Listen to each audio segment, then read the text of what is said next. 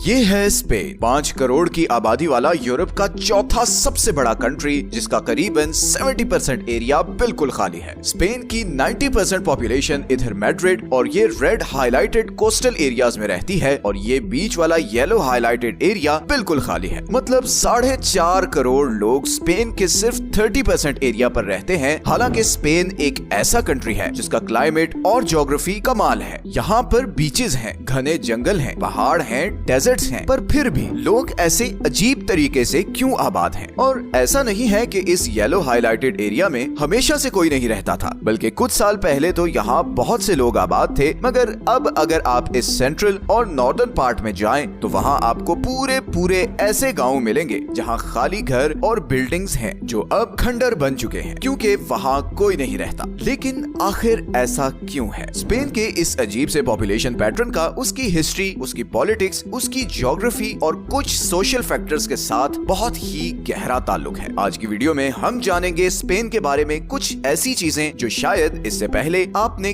कभी नहीं सुनी होंगी। तो चलते हैं आज से कई हजार साल पहले, जब आइबेरिया का ये सारा एरिया रोमन एम्पायर के कंट्रोल में था और इसे हिस्पैनिया कहा जाता था। उस वक्त रोमन एम्पायर नॉर्दर्न अफ्रीका और यूरोप से लेकर आज के पूरे मिडिल ईस्ट तक फैली हुई थी और इतनी बड़ी एम्पायर को संभाल कर रखना रोमन रूलर्स को बहुत मुश्किल और महंगा पड़ रहा था और इसीलिए उन्होंने रोमन एम्पायर को 2 पार्ट्स में डिवाइड कर दिया। ईस्टर्न हिस्सा बन गया बाइजेंटाइन एम्पायर और वेस्टर्न हिस्सा बन गया वेस्टर्न रोमन एम्पायर। लेकिन इस डिवीजन के बाद रोमन एम्पायर की ताकत टूटने लगी, क्योंकि वेस्टर्न यूरोप में फैलने वाले जर्मैनिक ट्राइब्स ने रोमन एम्पायर पर अटैक्स करना शुरू कर दिए, जिससे वेस्टर्न रोमन एम्पायर कमजोर हो गई और फिर फाइनली 5th सेंचुरी में वेस्टर्न रोमन एम्पायर कोलैप्स कर गई और आइबेरिया का ये सारा एरिया एक जर्मैनिक ट्राइब विसिगॉथ्स के कंट्रोल में चला गया, जिन्होंने 250 साल इस सारे एरिया पर हुकूमत की। मगर उनका ये कंट्रोल टेम्परेरी था, क्योंकि बहुत जल्द इधर अरब से उभरने वाली मुस्लिम एम्पायर इस सारे एरिया को अपने कंट्रोल में लेने वाली थी। 8वीं सदी में उमैया खिलाफत में मुस्लिम एम्पायर अपनी पीक पर थी और उसका दायरा नॉर्दर्न इंडिया से लेकर आज के मिडिल ईस्ट और नॉर्दर्न अफ्रीका तक फैला हुआ था। और इसी दायरे को मजीद फैलाने के लिए 711 AD में मुस्लिम आर्मी ने तारिक बिन जियाद की लीडरशिप में स्पेन पर अटैक किया और इस सारे एरिया पर कब्जा कर लिया। हिस्पैनिया का नाम चेंज करके अल अंदलुस कर दिया गया। मुसलमानों ने अगले 800 साल तक स्पेन पर हुकूमत की। गो के इन 800 सालों में स्पेन में साइंस, फिलोसफी और आर्किटेक्चर में बहुत डेवलपमेंट हुई। मगर मुस्लिम एम्पायर को मुसलसल क्रिश्चियन रेजिस्टेंस का सामना करना पड़ा, जिसे रिकंक्विस्टा कहा जाता है। रिकंक्विस्टा असल में वो बैटल्स थी जो कई सेंचुरीज तक क्रिश्चियन एम्पायर्स ने स्पेन से मुसलमानों को निकालने के लिए की और 14th सेंचुरी के आखिर में बैटल ऑफ ग्रेनाडा में क्रिश्चियन आर्मीज ने बिल आखिर मुस्लिम आर्मीज को शिकस्त देकर स्पेन का कंट्रोल वापस ले लिया और यहीं से आगे चलकर स्पेन दुनिया की एक बहुत बड़ी कॉलोनियल सुपर पावर बना। 19वीं सदी के शुरू में स्पेनिश एम्पायर तकरीबन पूरे अमेरिकन कॉन्टिनेंट में कैलिफोर्निया से लेकर अर्जेंटीना तक फैली हुई थी और इवन इधर एशिया में फिलीपींस भी स्पेनिश एम्पायर के कंट्रोल में था। लेकिन फिर धीरे धीरे स्पेनिश एम्पायर भी कोलैप्स करती गई और सन 1900 के शुरू तक 5 मिलियन स्क्वायर माइल्स पर फैली हुई ये एम्पायर बस 1,95,000 स्क्वायर माइल्स तक रह गई थी। फिर 1930s में स्पेन में एक बहुत ही खूनी सिविल वॉर शुरू हो गई, जो 1939 में जाकर खत्म हुई, जब जनरल फ्रांसिस्को फ्रैंको की लीडरशिप में नेशनलिस्ट फोर्सेस ने ये वॉर जीती और फ्रैंको अगले 30 साल के लिए स्पेन का रूलर बन गया। और ये 30 साल का अरसा स्पेन की मॉडर्न हिस्ट्री का डार्केस्ट एरा माना जाता है। इस सिविल वॉर में 5 लाख लोग मारे गए थे और स्पेनिश इकोनॉमी पर बहुत बुरा असर पड़ा था और फिर बाकी कसर जनरल फ्रैंको की प्रोटेक्शनिस्ट पॉलिसीज ने पूरी कर दी। ये वो टाइम था जब स्पेन की आधी से ज्यादा पॉपुलेशन इधर रूरल एरियाज में रहती थी और ये सब लोग खेती बाड़ी करते थे। फ्रैंको ने लोकल इंडस्ट्री को बचाने के लिए बॉर्डर्स क्लोज कर दिए और इंपोर्ट बिल्कुल बंद कर दी, जिसके बाद स्पेन इंटरनेशनल ट्रेड से टोटली कट ऑफ हो गया। बॉर्डर क्लोज होने की वजह से किसानों को ना कोई नई मशीनरी मिल रही थी, ना पेस्टिसाइड्स और ना कोई टेक्नोलॉजी जिससे वो अपनी प्रोडक्शन बढ़ा सकते, और ऊपर से गवर्नमेंट बहुत स्ट्रिक्टली प्राइस भी कंट्रोल कर रही थी। और इस सब का नतीजा ये हुआ कि एग्रीकल्चरल इंडस्ट्री भी कोलैप्स करने लगी और बहुत से लोग रूरल एरियाज छोड़कर शहरों की तरफ या दूसरे कंट्रीज को जाने जाने लगे। 1950s के एंड में फ्रैंको को अपनी पॉलिसीज के गलत होने का एहसास होना शुरू हुआ और उसने आहिस्ता आहिस्ता इंटरनेशनल ट्रेड के लिए बॉर्डर ओपन करना शुरू किए और यहीं से फिर स्पेनिश इकोनॉमिक मिरेकल शुरू हुआ। ये ट्रेड ओपन होने से दो चीजें हुई, एक तो फ्रांस, जर्मनी और इंग्लैंड से ट्रेड शुरू हुआ जिससे इकोनॉमिक एक्टिविटी बढ़ने लगी। दूसरा, ये सारी इकोनॉमिक एक्टिविटी स्पेन के बड़े शहरों में हो रही थी। सारी बड़ी कंपनीज अर्बन एरियाज में थी। अब जहाँ कंपनीज होंगी वहाँ जॉब्स होंगी और जहाँ जॉब्स होंगी लोग वहीं जाकर रहेंगे और यही हुआ स्पेन के साथ। पहले एग्रीकल्चरल इंडस्ट्री कोलैप्स होने की वजह से लोग ये रूरल एरियाज छोड़ गए थे और अब शहरों में अच्छी अपॉर्चुनिटीज होने की वजह से लोग ये सेंट्रल एरियाज छोड़कर बड़े शहरों में जाने लगे जो ज्यादातर स्पेन की कोस्ट पर हैं। तो हिस्ट्री और पॉलिटिकल डिसीजंस तो एक वजह हो गए स्पेन के इस पॉपुलेशन पैटर्न की। दूसरा रीजन है स्पेन की ज्योग्राफी। स्पेन में बहुत ज्यादा पहाड़ हैं, इतने ज्यादा कि स्पेन यूरोप का दूसरा सबसे ज्यादा माउंटेनस कंट्री है। यहाँ पर 6 माउंटेन रेंजेस हैं। साउथ में बेटिक रेंज है, सेंटर में आइबेरियन और सेंट्रल रेंज है, नॉर्दर्न साइड पर कैंटेब्रियन और लियोन रेंज है और नॉर्थ ईस्ट पर फ्रांस और अंडोरा के बॉर्डर के साथ पिरेनीज माउंटेन रेंज है। स्पेन की नॉर्दर्न साइड लश ग्रीन है जबकि सदर्न साइड पर डेजर्ट्स हैं, जहाँ का टेम्परेचर पूरे यूरोप में सबसे ज्यादा होता है और पिछले कुछ अरसे में क्लाइमेट चेंज का स्पेन पर बहुत ही बुरा असर पड़ा है। यूनाइटेड नेशंस के अकॉर्डिंग 74% स्पेन डेजर्टिफिकेशन के प्रोसेस में है, जिसके नतीजे में स्पेन का 18% एरिया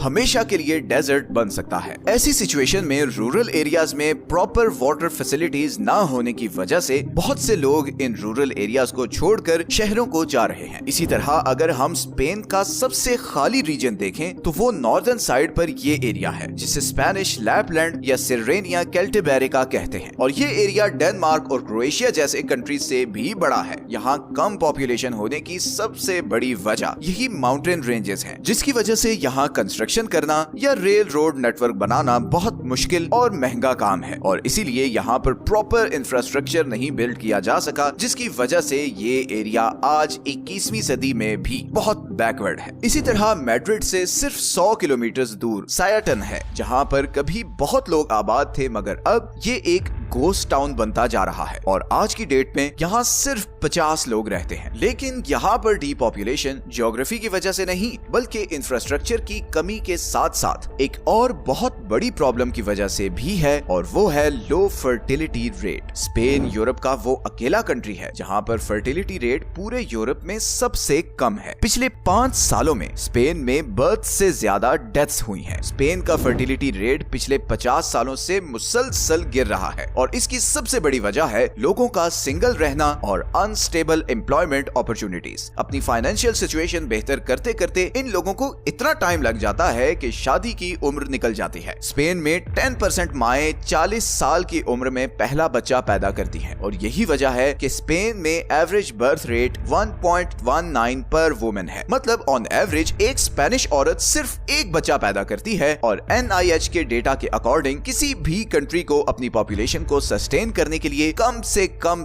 2 चिल्ड्रन पर वुमेन का रेट चाहिए। स्टैटिस्टिक्स के अकॉर्डिंग अगर स्पेन का बर्थ रेट 2 तक नहीं पहुंचा तो 2040 तक Spain net negative population growth में चला जाएगा और उसे कम से कम 60 से 70 लाख इमिग्रेंट्स चाहिए होंगे पॉपुलेशन की इस कमी को पूरा करने के लिए। तो इस एम्प्टी एरिया की एक बहुत बड़ी वजह ये लो बर्थ रेट भी है, जिसके लिए स्पेनिश गवर्नमेंट को कपल्स को बेनिफिट्स और ग्रांट्स देने होंगे और साथ ही में रूरल एरियाज में बेहतर इंफ्रास्ट्रक्चर भी पहुंचाना पड़ेगा। अदरवाइज स्पेन का ये पॉपुलेशन पैटर्न आने वाले टाइम में मजीद वर्स होता जाएगा, बिकॉज एक तरफ न्यू जनरेशन नहीं पैदा हो रही और दूसरी तरफ जो जनरेशन अभी जिंदा है वो भी बेटर क्वालिटी ऑफ लाइफ के लिए दूसरे कंट्रीज का रुख कर रही है। एंड हु नोज दुनिया पर कई साल राज करने वाली इस स्पेनिश एम्पायर का आने वाले चंद सालों में क्या अंजाम होता है। ये हैं वो सारे सोर्सेज जहां से हमने इस वीडियो के लिए कंसल्ट किया है। We would request you guys again कि कमेंट्स में आप अपनी सजेशंस और फीडबैक्स जरूर दें। आपके कमेंट्स हमें मोटिवेशन के साथ साथ डायरेक्शन भी देते हैं। वीडियो अच्छी लगी है तो इसे लाइक और चैनल को सब्सक्राइब जरूर कर दें। मिलते हैं नेक्स्ट वीडियो में एक और इंटरेस्टिंग टॉपिक के साथ। अपना ख्याल रखें। अल्लाह हाफिज।